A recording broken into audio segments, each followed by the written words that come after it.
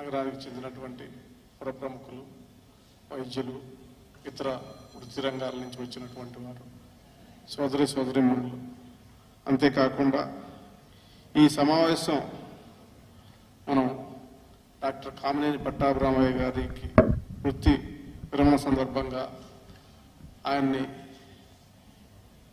జయప్రకాష్ నారాయణ గారు చెప్పినట్టు ఆయన్ని మనం పొగట్టడం కోసం లేకపోతే ఆయనకు మనం సర్టిఫికెట్లు ఇవ్వడం కోసం కాకుండా ఆయన నుంచి స్ఫూర్తి పొందడం కోసం జరిగినటువంటి ఈ సమావేశంలో పాల్గొంటున్నటువంటి మా బాబాయ్, ఆయన నాని బాబాయ్ అని పిలుస్తాను నేను, నాని బాబాయ్ గారికి, ఇతర మిత్రులకి, పాత్రికేయులకి అందరికీ కూడా నమస్కారం. 1974వ సంవత్సరంలో సంక్రాంతి జనవరిలో ఆయన విజయవాడలో వైద్య వృత్తి ప్రారంభించారు. అప్పటికి నాకు 17 సంవత్సరాలు. అప్పటి నుంచి ఆయన నాకు వరుసకి బాబాయ్ అయినప్పటికి కూడా అంతకుముందు పరిచయం లేదు. మా నాన్న తీసుకొచ్చి పరిచయం చేశాడు. ఇక నుంచి వీడికి నువ్వే గార్డియన్ని పట్టాభి అని చెప్పేసేసి చెప్పాడు. అదేవిధంగా నేను దాదాపు జడ్జి అయ్యే వరకు కూడా ఆయన నాకు గార్డియన్గానే ఉన్నాడు. తర్వాత కూడా గార్డియన్గానే ఉన్నాడు. జీవితంలో చదువు కానీ, రాజకీయాలు కానీ, కుటుంబానికి సంబంధించిన విషయాలు కానీ, వివాహం కానీ, ప్రతి విషయంలోనూ ఆయన సంప్రదించకుండా లేదు. ఇది చూస్తూ చూస్తూ దాదాపు 50 సంవత్సరాలు గడిచిపోయాయి. ఇవాళ 2 రోజుల క్రితం 3 రోజుల క్రితం నాకు ఈ సమావేశం జరుగుతుందని చెప్పినప్పుడు ఆశ్చర్యపోయాను. చాలా ఆరోగ్యంగా, చాలా సంతోషంగా, ఎప్పుడు ఆహ్లాదంగా కనిపించేటటువంటి మా బాబాయ్ ఎందుకు వృత్తి విరమణ చేస్తున్నాడు అనేటటువంటిది నాకు అర్థం కాల. అయితే ఇంకా ఆయన ఇంకేదన్నా పెద్ద కార్యక్రమం, వైద్య వృత్తి కన్నా మించిన పెద్ద కార్యక్రమం ఏదో చేపట్టబోతున్నాడు అనేటటువంటి ఉద్దేశంతో ఈ కార్యక్రమానికి నేను తప్పనిసరిగా వస్తానని చెప్పేసి నేను అని బయలుదేరి వచ్చాను. పట్టాభి రామయ్య గారు గురించి నాకన్నా వైద్య రంగానికి కానీ, లేకపోతే ఆయన సామాజికంగా చేసినటువంటి కార్యక్రమాల గురించి ఈ ప్రాంతంలో ఉన్నటువంటి మీకే ఎక్కువ తెలుసు. ఎందుకంటే నేను నా చదువు అయిపోయిన తర్వాత విజయవాడ వదిలిపెట్టి హైదరాబాద్, తర్వాత ఢిల్లీ వెళ్ళిపోయాను. కాబట్టి దాదాపు 30 సంవత్సరాల పైగా సంబంధాలు లేవు. అయినప్పటికీ కూడా మిగతా విషయాల్లో సంబంధం ఉన్నప్పటికీ కూడా వృత్తి సంబంధించినటువంటి విషయాల్లో చాలా పేరు గడించి అనేక మందికి వైద్య సహాయం అందించినటువంటి మహానుభావుడు. ఆయన నైతిక విలువలతోటి, వ్యాపారం లేదా ఆర్థికమైనటువంటి లాభాపేక్ష లేకుండా సేవాభావంతో ఎంతోమంది వ్యాధిగ్రస్తులకి ఆరోగ్యాన్ని అందించినటువంటి మహానుభావుడు. ప్రజాసేవకు వైద్య వృత్తి ద్వారా అంకితమైనటువంటి మనిషి, అజాత శత్రువు, మానవత్వానికి నిలువెత్తు చిహ్నం.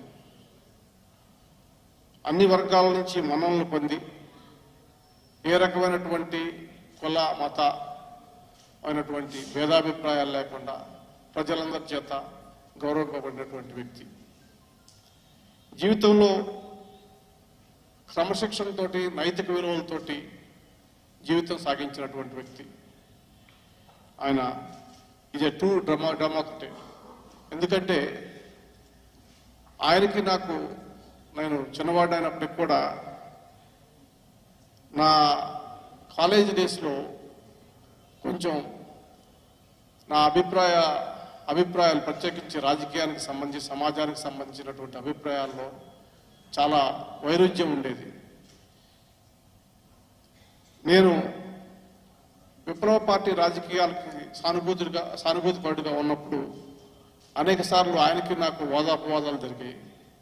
చిన్న కుర్రాడు కదా, నువ్వు నోరు మూసుకొని కానీ, లేకపోతే నీకు తెలియదని కానీ, ఆ రకమైనటువంటి పెత్తందారి తనకు ఆలోచన ఎప్పుడు ఆయన చేయలేదు, ఏనాడు ప్రవర్తించలేదు. ఎందుకు చెప్తానంటే 1977 ప్రాంతంలో అప్పుడే ఎమర్జెన్సీ చేసిన తర్వాత ఒక పౌర హక్కుల సభ గుంటూరులో జరుగుతుంటే ఒక టేప్ రికార్డర్ కావాల్సి వచ్చింది. అప్పుడు నేను బిఎస్సి చదువుతున్నాను.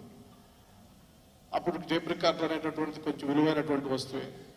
ఆ మీటింగ్ టేప్ రికార్డర్ కావాలా, గద్దరు వాళ్ళంతా వస్తున్నారు, వాళ్ళ పాటలు రికార్డ్ చేయాలనేటటువంటి ఉద్దేశంతో నన్ను వాళ్ళు అడిగితే నాకు అంత తెలియదు, కానీ పట్టాభిరావు గారిని అడిగాను అనమాట.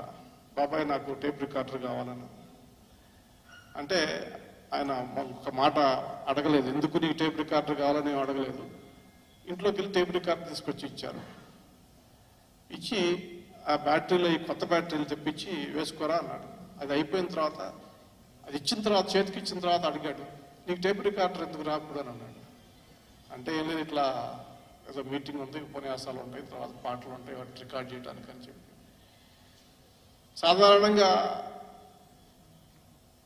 ఆయన నా గార్డియన్ కాబట్టి ఎందుకురా నీకు ఈ రాజకీయాలు విప్లవాలు ఏదో చదువుకోక అని చెప్పేసి ఆ మాట అయితే అనలేను. ఆయన ఏమన్నాడంటే, సరేరా నువ్వు జాగ్రత్తగా వెళ్ళరా, నీ దగ్గర డబ్బులు ఉన్నాయో లేదని 50 రూపాయలు డబ్బులు ఇచ్చి పంపించాడు. నేను ఎందుకు చెప్తున్నానంటే, ఆయన ఎదుటి మనిషి యొక్క భావాలను కానీ అభిప్రాయాలను కానీ ఏనాడు కూడా తిరస్కరించడం కానీ అగౌరవపరచడం కానీ చేయాల. అదేవిధంగా ఆయన చెప్పినటువంటి భావాలకు అనుగుణంగా కన్విన్స్ చేయడం కోసం కూడా ఏనాడు ప్రయత్నం చేయాల. తర్వాత మళ్ళీ మీటింగ్ అయిపోయింది, తర్వాత వచ్చాను, టేప్ రికార్డు ఇచ్చాను, బాగా జరిగింది అన్నాడు. ఆయన కూడా కొద్దిసేపు పాటలు విన్నాడు, సంతోషించాడు. ఇది ఆయనతో నాకున్నటువంటి అనుబంధం. ఈ రకంగా అనేక సంవత్సరాలు, దాదాపు 83వ సంవత్సరం నేను విజయవాడ వదిలిపెట్టి వెళ్ళిపోయే దాకా కూడా ప్రతి 2 రోజులకో 3 రోజులకో తప్పనిసరిగా 1 గంట సేపు ఆయన అంత బిజీగా ఉన్నా కూడా కూర్చొని మాట్లాడి వెళ్ళేవాడిని.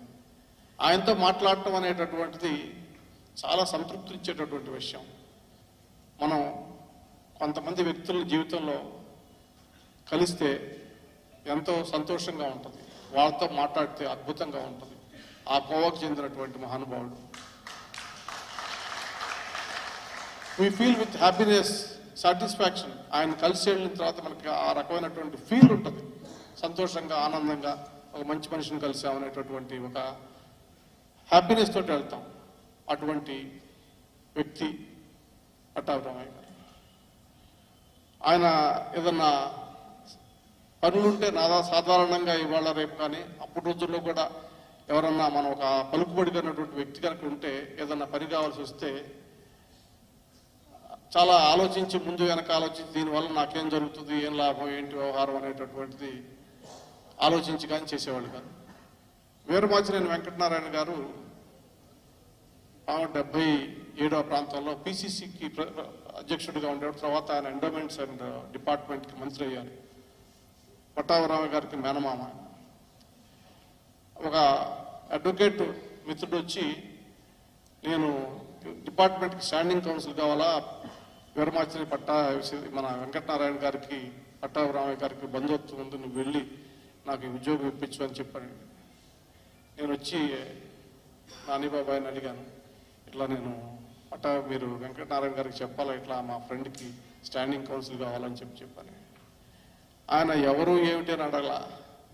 నేను హైదరాబాద్ వచ్చేటటువంటి పరిస్థితి అయితే లేదు, నీకు లెటర్ రాసిస్తాను, నేను మా మామయ్యకి ఫోన్ చేసి చెప్తాను, నువ్వు వస్తున్నావు అని చెప్పేసి నువ్వు వెళ్ళి కలువు, ఆయన చేయగలిగితే చేస్తాడన్నాడు. ఫోన్ చేసి చెప్పాడు, నేను వెళ్ళాను. ఆయన ఎక్కువ ప్రశ్నించకుండా మా బంధుత్వాలను జరిగేసేసి లెటర్ తీసుకొని ఆయన చేయగలిగినటువంటి సహాయం చేసి ఆయన అపాయింట్ చేశాడు. ఇవాళ ఏ వ్యక్తి అయినా సరే ఇంకో అతను ఎవరో కూడా తెలియనటువంటి వ్యక్తికి సహాయం చేయటం అనేటటువంటిది గొప్ప గుణం. ఇవన్నీ కూడా ఎందుకు చెప్తున్నానంటే, ఆయన నా మీద ఇన్ఫ్లుయెన్స్ చేసినటువంటి సంఘటనలు. ఇవాళ స్థితప్రజ్ఞత అని చెప్పి జయప్రకాష్ నారాయణ గారు చెప్పారు. స్థితప్రజ్ఞతకి నిజంగానే ఆయన ఒక చిహ్నం. ఆ రకమైనటువంటి రాగభవ ద్వేషాలకు అతీతంగా ఏది ఏమైనప్పటికీ కూడా నిశ్చలంగా కూర్చునేటటువంటి ఒక రూపం కళ్ళ ముందు సాక్షాత్కరించింది.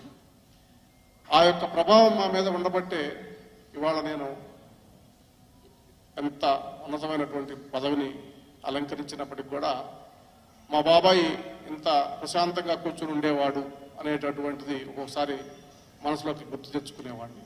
అంత ప్రభావం చేసిన నా మీద అంత ప్రభావం చేసినటువంటి వ్యక్తిగా పట్టాభిరామయ్య గారికి కృతజ్ఞతలు తెలియజేసుకుంటూ మరి ఆయన యొక్క అభిమానంతో ఆయన యొక్క ఆశీస్సులతో ఈ స్థాయికి చేరాలని చెప్పేసి నేను అనుకుంటున్నాను. ఎందుకంటే జీవితంలో మనని కొంతమంది వ్యక్తులు, తల్లిదండ్రులు కానీ, మిత్రులు కానీ, మన గురువులు కానీ ప్రభావితం చేస్తారు. ఆ ప్రభావితం చేసినటువంటి మహనీయుడిగా ఆయన నేను గుర్తిస్తాను. ఇంకా కాకపోతే విలువల కలిగిన రాజకీయాలు చేయాలా, తద్వారా ప్రజలకు సేవ చేయాలనేటటువంటి ఒక ఉద్దేశంతో ఆయన మరి లోక్సత్తా పార్టీలో చేరటం, పనిచేయటం జరిగింది. నిజంగానే ఆయనకున్నటువంటి పలుకుబడి కానీ, ఆయనకున్నటువంటి సంబంధాల ద్వారా రాజకీయాల్లో కనుక రాదలుచుకుంటే ఏ రాజకీయ పార్టీ అయినా ఆయన ఆహ్వానించి ఉండేది, ప్రజలు మద్దతు ఇచ్చి ఉండేవాడు, అత్యున్నతమైనటువంటి పదవులు అనుభవించి ఉండేవాడు. ఆ రకంగా ఏనాడు ఆయన ఆలోచించలేదు. వైద్య వృత్తి చేసినా, సమాజ సేవ చేసినా, రాజకీయాల గురించి ఆలోచించిన, సామాన్యుడి గురించి, ప్రజల గురించి, సమాజాన్ని గురించి ఆలోచించినటువంటి మహనీయుడు. ఆయన అనుకునేటటువంటి విలువలు గల రాజకీయాలు నేటి కుప్పిగత్తుల రాజకీయాలకు పోలికలేదు. ఇది సందర్భం కాకపోయినా నేను ఈ విషయం చెప్పదలుచుకున్నా. ఎందుకంటే చాలా విచారకరమైనటువంటి పరిస్థితుల్లో రాజకీయాలు కానీ, రాజకీయ పార్టీలు కానీ ఉన్నాయి. 4 సంవత్సరాల 11 నెలల 2 రోజులు ఒక పార్టీలో అధికారం అనుభవించి ఎలక్షన్ నోటిఫికేషన్ వచ్చే ఒక రోజు ముందు పార్టీ మారి మళ్ళా గెలవబోయేటటువంటి పార్టీలో చేరి మళ్ళా అధికారం అనుభవించడానికి సిద్ధంగా ఉన్నటువంటి దుర్మార్గమైనటువంటి పరిస్థితి ఈరోజు సమాజంలో ఉంది.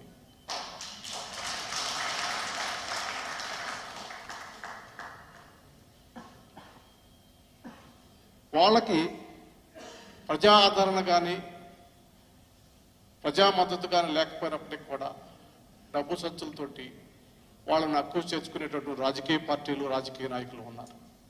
చాలా దురదృష్టకరమైనటువంటి పరిస్థితి. పార్టీ ఆధారిత ప్రజాస్వామ్యానికి విలువ లేనటువంటి రోజులు. ఫిరాయింపుదారుల చట్టం నిర్వీర్యమై నిష్ఫలితం అయిపోయింది.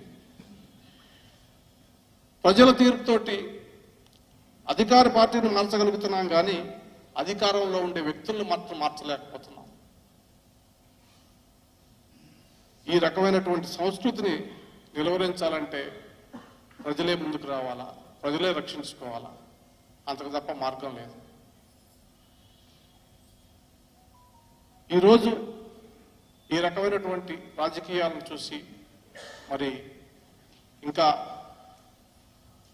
మున్ముందు ఏ రకమైనటువంటి పెడదూరం చూడబోతున్నాం అనేటటువంటి భయంలో సమాజం బతుకుతుంది. అటువంటి ప్రజల గురించి ఆలోచించినటువంటి రాజకీయ పార్టీ ఆలోచన విధానం కలిగినటువంటి పట్టాభిరామయ్య గారు లాంటి వ్యక్తులు మరి సమాజంలో తమ వంతు ఏమైనా చేయగలరో ఆలోచించాల్సినటువంటి అవసరం ఉందని చెప్పి ఈ సందర్భంగా వారికి తెలియజేస్తున్నారు.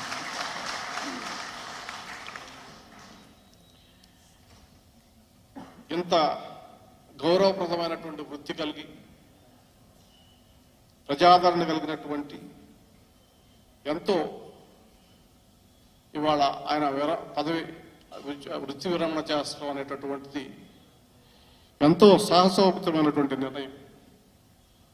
బలమైనటువంటి వ్యక్తిత్వం ఉన్నటువంటి మనుషులు మాత్రమే ఇటువంటి నిర్ణయాలు తీసుకోగలరని చెప్పేసి నేను అనుకుంటున్నాను. మరి ఇవాళ ఆయన పదవీ విరమణ చేసినప్పటికీ కూడా సమాజ సేవలోనూ ప్రజల గురించి ఆలోచించటంలోనూ వెనుకడుగు వేయకుండా మరి ముందుకు సాగుతారని చెప్పేసి ఆయనకి ఆరోగ్యం, సుఖం, సంతోషం, ఆనందంతో మంచి జీవితం గడపాలని చెప్పి కోరుకుంటూ నాకు ఈ అవకాశం ఇచ్చినటువంటి మరి కోటేశ్వరరావు గారి వారి మిత్ర బృందానికి కృతజ్ఞతలు తెలియజేసుకుంటున్నాను. అదేవిధంగా జీవితంలో నన్ను ఈ ఉన్నత స్థాయికి చేర్చడానికి కారణభూతులైనటువంటి పట్టాభిరామయ్య గారికి నా హృదయపూర్వకమైనటువంటి కృతజ్ఞతలు తెలియజేసుకుంటున్నాను. ఈ సందర్భంగా ఆయన అనుభవం, ఆయన ఆలోచనలు మరి రాబోయే తరాలకి అందజేయాల్సినటువంటి బాధ్యత ఉందని చెప్పి అనుకుంటూ ఈ సందర్భంగా ఆయన వాటిని ఒక పుస్తక రూపంలో రాయాలని చెప్పి కోరుకుంటూ వారికి నేను ఒక పెన్నును ఒక పుస్తకం ఇస్తున్నా. దయచేసి ఈ కార్యక్రమాన్ని చేపట్టాలని కోరుతుంటూ నాకు ఈ అవకాశం ఇచ్చిన మీ అందరికీ కూడా కృతజ్ఞతలు తెలియజేసుకున్నాను.